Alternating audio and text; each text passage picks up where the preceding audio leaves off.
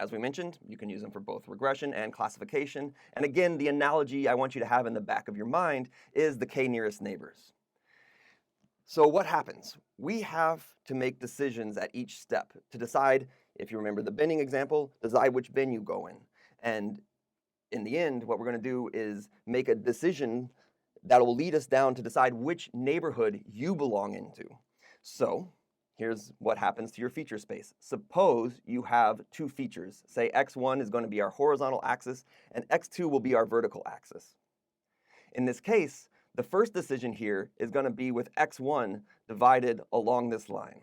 So we have our features x1 and x2, and if I can annotate correctly here, we'll look at, say, hey, is x1 to the left of that line? Well, let's say that line happens at 2, so here's my value 2. If x1 lands to the left of 2, I'm going to do something, and if it lands to the right of 2, I'm going to do something else. And what that does is that gives us this first split along this rectangle here. Now, if I landed to the left of 2, I will have to then ask if x1, let me mark this right, here's x1, then I'm going to ask, is my second feature greater than, say, the value of 1 or less than the value of 1? So if I'm less than the value of 1, then I'm here. And let's call this, say, region 1. And if I'm greater than the value of 1, I'll land here, and let's call that, say, region 2. And this is the sort of breaking up my feature space into these rectangles, where at each stage I answer yes or no, and eventually I get down to what are called the leaf nodes, the leaves, the final terminating rectangles that define who my neighbors are. Okay, so this is, in essence, what our decision tree is, and there's a little bit going on in the background due to the fact that we need to decide where, say 2 was or 1 was in this example to do the splitting. All right, so let's keep moving forward here. All right, I'm reading a question now from Yile.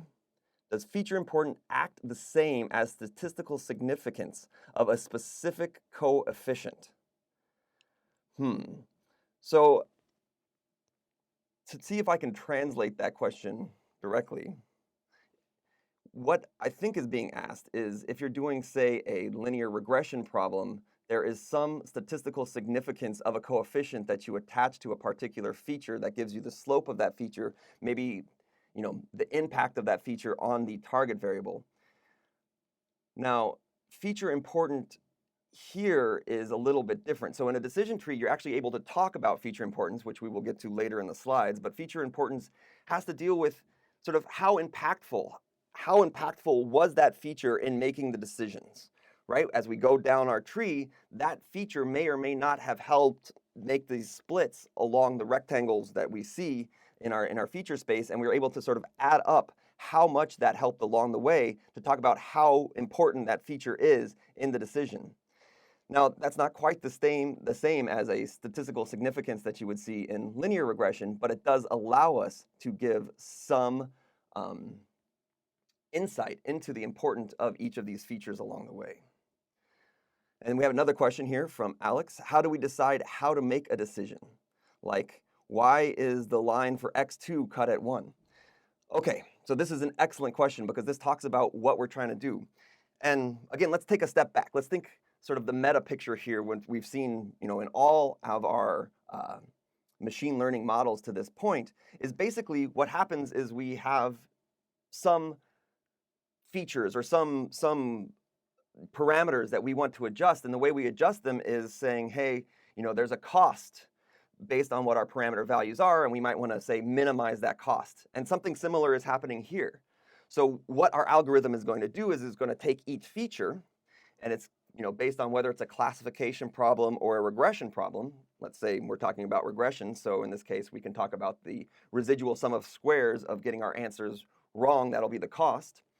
We take each feature and then we sort of divide it up at all the possible points, and then we make splits and we say, hey, which of these splits, if I make these splits and I now take these two as my new definitions of my neighborhood, so these neighbors are deciding what my new value is, which one of those splits along that feature minimizes the cost?